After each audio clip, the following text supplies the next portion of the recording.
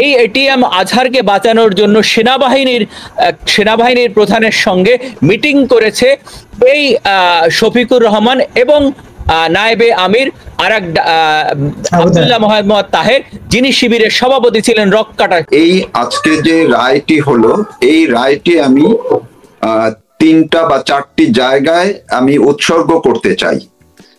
এর মধ্যে একটি হলো আমাদের বর্তমান যিনি চেয়ারে আছেন প্রধান উপদেষ্টা, তাকে উৎসর্গ করতে চাই। যিনি আইন উপদেষ্টা আছেন আসিফ নজরুল, যিনি এটির জন্য আবার কৃতিত্ব দিয়েছেন জুলাই আন্দোলনের নেতৃত্বদেরকে, তো সেই আসিফ নজরুলকে উৎসর্গ করতে চাই। প্রধান বিচারপতিকে তো উৎসর্গ করতে চাই। পাশাপাশি হাবিব ভাইয়ের বর্তমান দল বিএনপিতে যারা মুক্তিযোদ্ধা আছেন, সবাইকে না, বিএনপির মধ্যে যারা বীর মুক্তিযোদ্ধা আছেন, যারা ৭১-এ এই আজাহারদের বিরুদ্ধে রক্ত দিয়ে, তাদের অনেকে শহীদ হয়ে, তারা জয় বাংলা জয় বঙ্গবন্ধু স্লোগান দিয়ে এবং বাংলাদেশকে স্বাধীন করেছেন, সেই বিএনপির সেই বীর মুক্তিযোদ্ধাদেরকে উৎসর্গ করতে চাই। এখন আমি আসি, আমি এই রায়টিকে একেবারেই পরিষ্কারভাবে আমি মনে করি, বিশ্বাস করি এবং বাস্তবতাও তাই, যে এই রায়টি একেবারে ডক্টর মোহাম্মদ ইউনূস, যিনি এখন চেয়ারে আছেন প্রধান উপদেষ্টা, তার আদেশে হয়েছে। কারণটি, মাত্র একদিন আগেই বাংলাদেশের ইতিহাসে নজিরবিহীনভাবে প্রধান বিচারপতি প্রধান উপদেষ্টার দপ্তরে গিয়ে তার সাথে বৈঠক করে যাওয়ার একদিন পরই এই রায়টি দেওয়া হয়েছে। এখন তিনি বের হয়ে যাবেন, তো এই যে এরপরে আইন উপদেষ্টার যে স্টেটমেন্ট, সেইখানে ওই যে প্রধান উপদেষ্টার যে আদেশের কথা আমি বললাম, সেইটিকে আরো এন্ডোর্স করেছে, আরো সেটিকে কি বলা যায়, এটাকে এক ধরনের মানে তারা নিশ্চিত করেছে যে সরকার এটি চেয়েছে, সরকার চাওয়া মানে প্রধান উপদেষ্টার চাওয়া, সেটি শুধুমাত্র বাস্তবায়ন করেছে প্রধান বিচারপতি।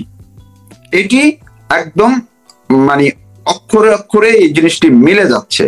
আর বাকিটা আমি হাবিব ভাইয়ের সঙ্গে লিঙ্ক করছি, যে যেই আদালত এবং যারা এইখানে আছেন, আমি আমার চ্যানেলের ভিডিওতেও আমি আজকে সকালেও বলেছি, আর দুদিন আগেও বলেছি, আমরা আদালত নিয়ে কথা না বলি, কি আদালতকে ঠিক আছে আমি বুঝতে পারছি, কিন্তু রায়টা তো দিয়েছে আদালত, তো সুতরাং আদালত হয়তো ওনার কাছে, আদালত যে 4টা পর্যবেক্ষণ দিয়েছেন তাতে তারা বলেছেন যে এটার কোনো সত্যতা পাওয়া যায়নি, ওনার আগের বিচারকরা যে রায় দিচ্ছেন এটা যথাযথ ছিল না, তথ্য উপাত্ত ছাড়াই তারা রায় দিয়েছেন, ওনার বিরুদ্ধে অভিযোগ পাওয়া যায়নি। কিন্তু আমরা যদি এটিএম আজহারের কর্মটা আলোচনা করতে পারি, যে এটিএম আজহারের কর্মটা আমরা জানি যেটা, সেটা একটু আলোচনা করলে মনে হয় না, আমি তো সেটাই বললাম যে একজন যোদ্ধাপরে আমি হাবিব ভাইয়ের কাছে হতাশ, যে কারণে হাবিব ভাই যদি অন্তত পক্ষে এটুকু বলতেন যে বাস্তবতা আর বিচার বা রায় আলাদা, দুইটা পার্থক্য করলে, যে এই এটিএম আজহার যে স্বাধীনতা বিরোধী যুদ্ধাপরাধী দলের নেতা, যুদ্ধাপরাধী, তারা যে তখন যে তারা স্বাধীনতার বিরুদ্ধে ছিল, তাদের বিরুদ্ধে যেই অভিযোগগুলো, তারা যে গণহত্যা চালিয়েছে, বাংলাদেশের বিরুদ্ধে অবস্থান নিয়েছে, সেটি কি হাবিব ভাই অস্বীকার করেন? এইটুক যদি হাবিব ভাই একটু বলতেন, তাইলে অন্তত পক্ষে আমরা স্বস্তি পেতাম। এখন আমি তো এই জিনিসটি যদিও আবার ঘুরে আমার কথাটি ওই আদালতের মধ্যেই ঢুকে যায়, যে আদালতে যেতে চাই না। আচ্ছা, তো এখন তাইলে তো বলা একটু মুশকিল। তো আমি যাই হোক, আদালতের নাম নিয়ে বলছি না, তারপরে বলছি, আমি আমার কথা বলছি, যে আমি এখন একটি সিদ্ধান্ত দিলাম। এই সিদ্ধান্তটি আমি এখন যেভাবে দিলাম, এর আগেও আমি এই দায়িত্বে ছিলাম, আমি এইখানে এই অঙ্গনের মধ্যে ছিলাম। তো তখন যারা হাবিব ভাইয়ের কথা অনুযায়ী, আমি আদালতকে না বলে হাবিব ভাইকে বলি, যে তখন যারা এই সিদ্ধান্ত দিয়েছিল, আমি যদি তখন এই সিদ্ধান্তের বিরুদ্ধে থাকতাম, আমি যদি মনে করতাম তখন যে না, এই সিদ্ধান্ত দেওয়া এখন ঠিক হচ্ছে না, তাইলে তো আমার সেখানে থেকে বয়কট করা উচিত ছিল, আমার সেখান থেকে পদত্যাগ করা উচিত ছিল। আমি তো সেটি করি নাই। না করে আমি এখন সুবিধা মতো পেয়ে, সুযোগ মতো পেয়ে আমি এখন সেটি বাতিল করছি। তার মানে আমি আগেরটাকে স্বীকার করে নিয়েই আমার জায়গায় ছিলাম, আমার পদে ছিলাম। তো এখন আমি যদি সেটি পরিবর্তন করতে চাই বা যাই বা করি, তার মানে এটি অসৎ উদ্দেশ্যে হয়েছে। এটিএম আজহার কিংবা যাদের এর আগে যুদ্ধাপরাধের জন্য যাদের সাজা হয়েছিল, তারা, এটি তো সর্বজন স্বীকৃত যে তারা বাংলাদেশের বিরুদ্ধে অবস্থান নিয়েছিল। তারা বাংলাদেশে মুক্তিযুদ্ধের সময় মানুষকে হত্যা করেছে, বাড়িঘর লুট করেছে, অগ্নিসংযোগ করেছে, নারকীয় এক মানে নরকে পরিণত করেছিল বাংলাদেশ। তো সেই বাংলাদেশের যারা এই ঘটনাগুলো ঘটিয়েছিল তাদের মধ্যে অন্যতম এই এটিএম আজহার। আজকে দেখলাম ডক্টর মোহাম্মদ ইউনূসের যে দল, সেই দলের নেতা সার্জিস আলম স্টেটমেন্ট দিয়েছে, সাইদির কথাও বলেছে এবং আরো কার কার কথা বলেছে, সালাউদ্দিন কাদের চৌধুরীর কথাও বলেছে যে তারাও আজকে যদি থাকলে হয়তো তারাও এরকম একটা রায় পেতেন। তার মানে যে ডক্টর মোহাম্মদ ইউনূস এবং তার অনুসারীরা তারাও সবাই মনে করছেন যে আসলে, এবং আমি এটা আমার কাছে মনে হয় খুব দ্রুত সময়ের মধ্যে আমরা আবার দেখব যে শুধু এই একজন খালাস হয়েছে সেটা না, এই পুরা রায়, আগে যে রায় আওয়ামী লীগের সময় যে রায় দিয়েছে, যেটা হাবিব ভাইয়ের কথা একটু আসলো, পুরা রায় হয়তো বাতিল, মানে এক ধরনের সিদ্ধান্ত আসবে যে সেই রায় অবৈধ ছিল। তো হাবিব ভাইয়ের কাছে আমি একটু প্রশ্নটা রেখে শেষ করছি, আপনারা কি মনে করেন, আপনি ব্যক্তিগতভাবে, যেহেতু আপনি অনেক সময় দলের হয়তো সিদ্ধান্ত অনুযায়ী তো কথা বলা যায় না, আপনার জায়গা থেকে, আপনার যে বিশ্বাসের জায়গা, সেখান থেকে আপনি কি মনে করেন যে আওয়ামী লীগের সময় যুদ্ধাপরাধীদের যে বিচারের হয়েছিল এবং রায় কার্যকর করা হয়েছিল, এগুলো কি বাস্তবতার নিরিখে আপনি কি সবগুলোই কি মনে করেন কি না যে না, এরা কোনো অপরাধ করে নাই, মুক্তিযুদ্ধের বিরুদ্ধে এদের কোনো অবস্থান ছিল না? ধন্যবাদ। জিয়া ভাই, একটু শুনি আপনার কাছ থেকে, বাংলাদেশ কোন পথে হাঁটছে? আমরা লিখছি উল্টো পথে হাঁটছে বাংলাদেশ, প্রশ্নবোধক। আপনার কাছে কি মনে হচ্ছে বাংলাদেশ, আমরা আদালত নিয়ে কথা বলবো না, কিন্তু আমরা যুদ্ধাপরাধীদের নিয়ে কথা বলতেই পারি, এই ব্যাপারে কোনো আপত্তি নেই। আইন উপদেষ্টা নিয়েও আমরা কথা বলতে পারি, এটির ব্যাপারে আমাদের কোনো আপত্তি নেই। আপনি যদি একটু বলেন যে বাংলাদেশ উল্টো পথে চলছে কিনা, আপনার কাছে কি মনে হচ্ছে? আমি একটু পেছনের দিকে ফিরে তাকাতে চাই, 1971 সালের দিকে, তাহলে বোঝা যাবে 1971 সালের 24 থেকে 27 মার্চ ইসলামী ছাত্র সংঘ, যেটা ছাত্র শিবির নামে পরিচিত ছিল, সেইটার অন্যতম নেতা ছিলেন এটিএম আজহার। তখন রংপুর শহরে আইনজীবী মাহফুজ আলী সহ, ন্যাপ নেতা মাহফুজ আলী সহ 11 জনকে পর্যায়ক্রমে হত্যা করে।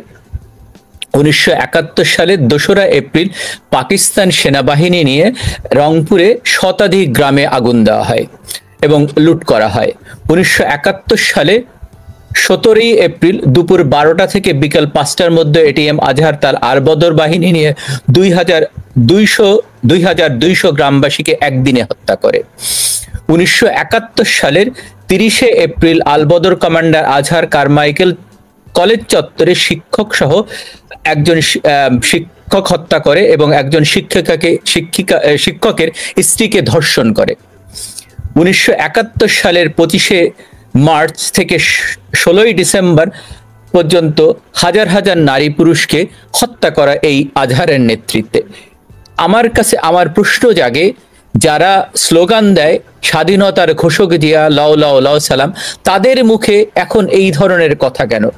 আসেন একটু দেখা যাক। তারাই কখনো প্রতিবাদ করে না যে যখন স্লোগান দেয় বাংলাদেশ জামাতে ইসলামী স্লোগান দেয়, যারা স্বাধীনতা বিরোধী ছিল, স্বাধীনতার পক্ষে ছিল না, তারা স্লোগান দেয় যখন নিজামী গোলাম আজমের বাংলায় মুক্তিযোদ্ধাদের ঠাঁই নেই। আমি একটু কথাটা একটু ঘুরিয়ে বলতে চাই।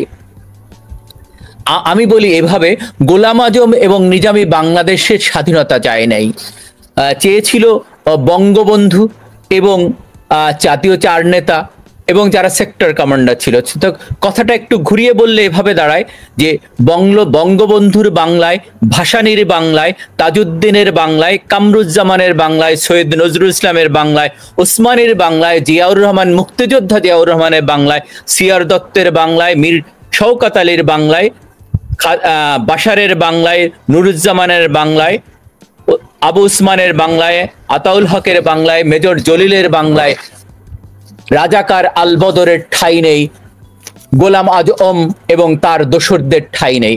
এখন আসেন প্রশ্ন জাগে যে বিএনপি কি করেছে? 1978 সালের পরে বিএনপি এই রাজাকার আলবদরদের প্রতিষ্ঠার জন্য তাদেরকে, আমাদের ধর্মীয় রাজনীতি নিষিদ্ধ ছিল এবং রাজাকার আলবদরদের যে সংগঠন ছিল, যে জামাতে ইসলামে নিষিদ্ধ ছিল, বিএনপি সেই তাদের রাজনীতি করার অধিকার দেওয়া হয় এবং এই বিএনপি পরবর্তীতে তাদের পরীক্ষিত কর্মীদের বাদ দিয়ে এই জামাত নেতাদেরকে নমিনেশন দেয় ধানের শীষ প্রতীকে। আর একটা তথ্য দিয়ে দেই, যারা দেখবেন 1977 সালে মারুফ ভাইয়ের মনে থাকার কথা, তখন কুর্মিটোলা আন্তর্জাতিক বিমানবন্দর ছিল কুর্মিটোলাতে, যেটা এখন এই যে এয়ারফোর্সের মেসের উল্টা পাশে, যেটা এখন বিমান ঘাঁটি বলা হয় একটা, যেখানে পুরনো এয়ারপোর্ট যেটা, সেটা সেইখানে 1000-এর উপরে এয়ারফোর্সকে মারা হয় এই জিয়াউর রহমানের নেতৃত্বে। একেবারে আমরা শুনছিলাম, আমরা আসলে হাবিব ভাইয়ের বক্তব্য শোনার চেষ্টা করছিলাম, কারণ ওনাদের অবস্থান খুব পরিষ্কার, একদম পরিষ্কার করে গেছেন। তৌফিক, মারুফ ভাই বলেন, এখন আমরা উল্টো পথে হাঁটছি, এটার পরিণতি কি, শেষ কোথায়?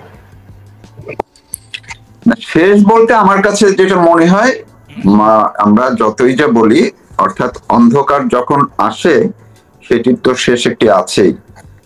ওই যে আমরা যেমন বলি না, রাত যত গভীর হয় সকাল ভোর ততক্ষণই আসে, এবং এটি একটি আমার বিশ্বাস যে এটি একটি সাময়িক বিষয়।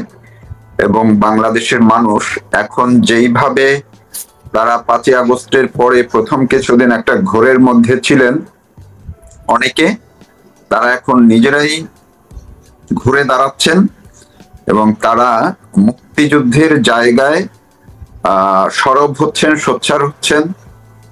যদিও ওই ক্ষেত্রে এক ধরনের আক্ষেপ তো সবার মধ্যেই থাকে, যেমন আমি ওই যে শুরুটা যেখান থেকে করছিলাম যে উৎসর্গ করা, এই ক্ষেত্রে আরো এই যে বাম রাজনৈতিক দলগুলোকে, বিশেষ করে বদরুদ্দিন অমর এবং তার সমমনা যারা আছেন, তাদেরকে উৎসর্গ করতে হয়, কারণ তারাও এই জিনিসটি চেয়েছিলেন বলেই তারা 5ই আগস্টের আগে জুলাইয়ের আন্দোলনে এই যে স্বাধীনতা বিরোধী গোষ্ঠীটিকে সমর্থন দিয়েছেন। তারা কাঁধে কাঁধ মিলিয়ে মুক্তিযুদ্ধের নেতৃত্ব দানকারী একটি দলকে উৎখাত করেছেন। সুতরাং আজকে কিছুক্ষণ আগেই আমি এই অনুষ্ঠানের মধ্যে আমি দেখছিলাম যে ঢাকা বিশ্ববিদ্যালয়ে যে বাম সংগঠনের ছাত্র সংগঠন, একাধিক ছাত্র সংগঠন মিছিল করছিল এই খালাসের বিরুদ্ধে, এই রায়ের বিরুদ্ধে, তাদের উপরে হামলা চালানো হয়েছে এবং হামলা চালিয়ে তাদের সেই প্রতিবাদ সভা সমাবেশ সেগুলো পণ্ড করে দেওয়া হয়েছে। এবং পরে ফেসবুকে তারা আবার এই জন্য খুব গর্ববোধ করেছে যে আওয়ামী লীগের দোসর বা আওয়ামী লীগের যাদের পাটাতন তৈরি করেছে তাদেরকে কিভাবে পিটানো হয়েছে ঢাকা বিশ্ববিদ্যালয়ের মতো জায়গায়, সেটি তারা কৃতিত্ব নিচ্ছে। এই কাজগুলো আসলে তো আসিফ নজরুলের নেতৃত্বে হয়, ইন্ধনে হয়, আড়ালে তো এইসব তিনি করছেন। তো আমার বিশ্বাস যে খুব বেশি দিন আমাদের অপেক্ষা করতে হবে না, অন্তত পক্ষে এই যে সরকারটি ক্ষমতায় আছে যারা, তাদের কবল থেকে দেশ বা জাতি মুক্তি হবে। এখন এর পরে কারা ক্ষমতায় আসবে না আসবে সেটি ভিন্ন বিষয়, কিন্তু এখন যারা এই অরাজক পরিস্থিতি তৈরি করছে, যারা এই যে আদালতকে এবং বিচার বিভাগকে, প্রশাসনকে, এমনকি সেনাবাহিনীর মধ্যেও যারা নানান ভাবে অনৈতিক এক ধরনের প্র্যাকটিস করছে, কিংবা যারা এখন বলার চেষ্টা করছে যে আগে তো এরকম অনিয়ম হয়েছে, সেগুলা দেখেন নাই, আমি এইটুকু বলতে চাই যে আগে হ্যাঁ আওয়ামী লীগের সময়, বিএনপির সময়, জাতীয় পার্টির সময় অনিয়ম অন্যায় হয়নি, হয়েছে। তারা কি সবাই ফেরেশতা ছিল? নিশ্চয়ই না। কিন্তু যারা বলেন যে এই সরকার 54 বছরের পরে এই সরকার আসছে, 54 বছর যা হয়েছে সেটি হতে দেয়া যাবে না, তার মানে আপনারা তো নিজেদেরকে ফেরেশতার মতো সরকার দাবি করছেন। তাহলে আপনারা কেন সেই আগের অন্যায়গুলোকে আপনারা প্রশ্রয় দিবেন এবং সেই অন্যায় করবেন? তার চেয়েও অনেক অনেক বেশি অন্যায়, অনিয়ম, অরাজকতা, নৈরাজ্য এখন করছেন আপনারা। যেই বাংলাদেশটিকে অন্ততপক্ষে মুক্তিযুদ্ধের ধারায় চলছিল, সেইটি আপনারা সেখান থেকে বাংলাদেশকে পিছিয়ে নিয়ে এখন আবার পাকিস্তানি কাঠামোতে নিয়ে যাচ্ছেন এখন পর্যন্ত। তো আমার বিশ্বাস যে এই কথিত জুলাই সনদের কথা যে বলা হয়, এটি যখন সেনাবাহিনীর ভেতর থেকে বলা হচ্ছিল বা তাদের এক ধরনের মনোভাব বোঝা গেছে যে সেনাবাহিনী অন্তত পক্ষে এই জিনিসটি ঠেকাবে। কারণ যদি জুলাই সনদটি হয় তাইলে বাংলাদেশের সরকার কাঠামো থাকবে না, সেনাবাহিনী থাকবে না, অর্থাৎ সেনাবাহিনীর কাঠামো ভেঙে যাবে, সবই ভেঙে যাবে। ফলে সেনাবাহিনী তাদের জায়গা থেকে, কারণ হচ্ছে সেনাবাহিনীর শুধুমাত্র যারা মনে করছেন যে কেন সেনাবাহিনী দায়িত্ব নিচ্ছে না, কেন সেনাবাহিনী আবার এদের পক্ষে কথা বলছে, ওই যে বলা হয় ভলকার তুর্কের কথায় যে বাইরের লোভে পড়ে সেনাবাহিনী যে কাণ্ডটি করেছে, সেই একই কারণে যদি জুলাই সনদ হয়, সেনাবাহিনীর যাদের তখন তো সংবিধান থাকবে না এবং সেনাবাহিনীর এখন যে ফোর্স বাইরে আছে শান্তি মিশনে, সেটিও তারা রাখতে পারবে না, সব দেশে ফিরিয়ে আনতে হবে এবং সারা এক বড় বিপর্যয় হবে। ফলে সেনাবাহিনী জুলাই সনদ ঠেকিয়ে দেবে। আর জুলাই সনদ ঠেকিয়ে দিতে পারলে বিএনপিও অবশ্য সেটি চাচ্ছে তাদের স্বার্থেই। তো সেই সব জায়গা থেকে আমার মনে হয় যে হয়তোবা পরিপূর্ণভাবে যতটা আশা করা হয় বা আশা করা যায় ততটা না হলেও একটা ইতিবাচক পরিবর্তন খুব শিগগিরই আসবে, এটি আমার বিশ্বাস। এবং সেই ক্ষেত্রে কিছুটা হলেও এখন যে এই মৌলবাদী গোষ্ঠী তাদের যে আস্ফালন কিংবা মুক্তিযুদ্ধের বিরোধী বা স্বাধীনতা বিরোধী চক্রের যেই ভাবে এখন তাদের মুঠোয় দেশ চলে গেছে, সেইখান থেকে কিছুটা হলেও, সামান্য কিছু হলেও বেরিয়ে আসা সম্ভব হবে। আর এই কারণেই, এই ভয় থেকেই ডক্টর ইউনূস, এই মৌলবাদী গোষ্ঠী এবং স্বাধীনতা বিরোধী চক্র তারা এত ভীত সন্ত্রস্ত এবং তারা যেন তেন ভাবে নিজেদের গদি রক্ষার জন্য তারা এখন যত ধরনের চেষ্টা আছে সেগুলো তারা চালাচ্ছে। একেবারে যে ভাই আমরা একেবারে শেষ পর্যায়ে চলে আসছি, যদি আপনি বলেন যে আপনি কি দেখছেন, আপনি তো ছাত্র রাজনীতি করেছেন, এদেশে ছিলেন এবং বাংলাদেশ নিয়ে ভাবেন, বাংলাদেশ যে উল্টো পথে হাঁটছে সবাই বলছে, এই জায়গা থেকে কাম ব্যাক করা কিংবা এই অন্ধকার সময় কাটার কোন সম্ভাবনা আপনি দেখেন কিনা, সেটা কিভাবে? আপনাকে ধন্যবাদ। তো আমি যেভাবে দেখি আসলে জিনিসগুলি, তো হাবিব ভাই অনেক জিনিস মানতে রাজি না। আমি নামগুলি দিয়ে দিলাম যে শাহ এস এম কিবরিয়া, মঞ্জুর অ্যাডভোকেট মঞ্জুরুল্লাহ মাহমুদুল্লাহ মহানগর আওয়ামী লীগের সভাপতি ছিলেন, হাসানুল্লাহ মাস্টার, তারপরে মমতাজ উদ্দিন, আইভি রহমান সহ শত শত নেতাকে হত্যা করেছে।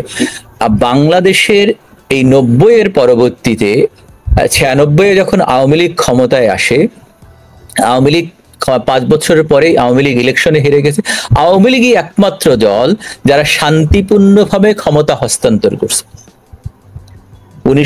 2001 সালে যখন আওয়ামী লীগ হেরে যায়, তারা শান্তিপূর্ণভাবে বিএনপির হাতে ক্ষমতা দিয়েছে। তারা তো বলে নাই যে ক্ষমতা দিবে না। এইটা জিনিসগুলো বাংলাদেশের মানুষের জানা এবং বোঝা উচিত। যারা দেখছেন এবং দেখবেন, যেটা হাবিব ভাই অনেক কিছু বলে গেলেন কিন্তু না জেনে অনেক কিছু বলেন, উনি পড়েন কিনা আমি জানি না। আপনাদের যেটা বলতেছিলাম যে 1977 সালের এয়ারপোর্ট বিমানের 1100-র উপরে সোলজারকে মারা হয়। এইটার দায়ভার কে নিবে? উনি বলছে গণহত্যা হয়, গণহত্যা তো 1100-র মতো ওখানেই মারা হয়েছে, এর পরেও অনেক জাসদের অনেক কর্মীকে ফাঁসি দেওয়া হয়েছে। এইগুলি এইটা আমি একটু একটা সেকেন্ড আপনার সাথে যুক্ত করি। এটা তো মেজর ডালিম এই যে ইলিয়াসের ভিডিওতে লাইভেই তো সে বলেছে জিয়াউর রহমান যে 4500 সেনাবাহিনীর সদস্যকে হত্যা করেছে, এটা তো মেজর ডালিমও বলছে। জি, তো এই যে জিনিসগুলো প্রোপাগান্ডা 78 থেকে প্রোপাগান্ডা শুরু হয়েছে, তারা ন্যারেটিভ তৈরি করতো তখন বিএনপি, এবং সেই ন্যারেটিভ এখন যখন এরা তৈরি করছে তখন বিএনপির লাগছে। কারণ আপনারা দেখেন বিএনপির অবস্থান কি। আমি গতদিন মারুফ ভাইকে বলেছিলাম যে ওনাদের দেখেন পরিকল্পনা উপদেষ্টা ওয়াহিদুদ্দিন মাহমুদ বললেন যে পদত্যাগের কথা ভাবছেন না ইউনূস সাহেব, অথচ নাহিদ ভাবলেন, নাহিদ বলতেছে যে পদত্যাগের কথা ভাবছেন। নাহিদ কে? নাহিদ কি এই সরকারের অংশ? নাহিদ একটা রাজনৈতিক দলের সভাপতি, এখন এনসিপি সভাপতি। তা নাহিদ কিভাবে ভাবছেন? নাহিদ কিভাবে জানলেন এই কথা? পরিকল্পনা মন্ত্রী যিনি আগে শিক্ষা মন্ত্রণালয়ের দায়িত্ব ছিলেন, তিনি বলতেছেন এক কথা। এখন আসেন বিএনপি কি বলে। বিএনপির যিনি যুগ্ম সম্পাদক শহীদুদ্দিন চৌধুরী অ্যানি, উনি বলতেছেন এই আন্দোলনের সংগ্রামের ফসল হচ্ছে বর্তমান সরকারকে তারা বসিয়েছে, এই সরকার আমাদের সরকার, জাতীয় ঐক্যের ভিত্তিতে এই সরকার চলছে, আমরা এই সরকারকে সহযোগিতা করছি। তাহলে সেটা না হলে, যদি সেটা না হয়, আবার গণেশ্বর রায় বলছেন উনি নামবেন না, ওনাকে টেনে নামাতে হবে কারণ ওনার হিস্ট্রিতে বলে না। তাহলে ওনারা দুই ধরনের কথা বলছেন। আবার হাবিবুর রহমান হাবিবি বলছেন, আপনার একটি অনুষ্ঠানে এর আগে বলেছিলেন যে ওনারা এই ইউনূস সাহেব নিরপেক্ষ না, ওনার আন্ডারে ওনারা নির্বাচনে যাবেন না। তিনি ইউনূস সাহেব তো নির্বাচন দিবেন না, সেই কথা আমি প্রথম থেকে বলছি। তারেক রহমান সাহেব আসতে পারবেন না। ওনাদের সঙ্গে জামাতের যোগসূত্র দেখেন, বাংলাদেশে বসে মিটিং করতে পারেন না যাতে লিক হয়ে যায়। লন্ডনে যে খালেদা জিয়ার সঙ্গে জামাতের আমির, নায়েবে আমির, যিনি মিটিং করেছেন, এই একইভাবে কয়েকদিন আগে এই এটিএম আজহারকে বাঁচানোর জন্য সেনাবাহিনীর প্রধানের সঙ্গে মিটিং করেছে এই শফিকুর রহমান এবং নায়েবে আমির আব্দুল্লাহ মোহাম্মদ তাহের, যিনি শিবিরের সভাপতি ছিলেন। রক-কাটা হাবিব ভাই চলে গেলেন, সবুরের হাত কেটে দেওয়া হয়েছিল রংপুরে, আমরা ভুলে যাইনি। তো এই যে ওনারা সারা জীবন জামাতের সঙ্গে রাজনীতি করেছেন, জামাতকে রাজনীতি করার অধিকার দিয়েছেন, স্বাধীনতা বিরোধীদের রাজনীতি করার অধিকার দিয়েছেন। এইগুলি ওনারা জামাতকে লালন পালন, ওনারা জামাতকে পতাকা দিয়েছেন, ফ্ল্যাগ দিয়েছেন উড়ানোর জন্য। তো এইগুলি তো উল্টো পথে হাঁটছে কিভাবে এখন দেখেন। আসেন যে সরকার একটা ড্রামা চলতেছে, ইউনূস সাহেব বলেছেন যে it's a meticulously design plan, they have a plan, they have a script, they have to go through. মানুষকে অন্যদিকে ধাবিত করার জন্য এইগুলা সৃষ্টি করা হচ্ছে, এই কথাগুলি বলা হচ্ছে বিভিন্নভাবে। দেখেন কোরআন শরীফে একটা কথা আছে, কুন ফায়াকুন, যদি সূরা ইয়াসিন পড়েন, আল্লাহ বলছে যে হোয়াট এভার আমি সৃষ্টি করি বলি সেটা সৃষ্টি হয়। ইউনূস সাহেব কোন কুন ফায়াকুন থেকে আসেন নাই। ইউনূস সাহেবকে হিলারি ক্লিন্টন এবং বিল ক্লিন্টনের ফার্মে গত 40-50 বছর ধরে ট্রেন আপ করে পাঠানো হয়েছে। এই যে উল্টো পথে হাঁটছে, তারা এই রাজাকার আলবদরদের প্রতিষ্ঠা করার জন্য ইউনূসের মতো একজন ব্যক্তিকে বেছে নিয়েছে এবং তার মাধ্যমেই এই কাজগুলি হচ্ছে এবং বারবার ড্রামা সৃষ্টি করা হচ্ছে। এই পদত্যাগের একটা ড্রামা, যাতে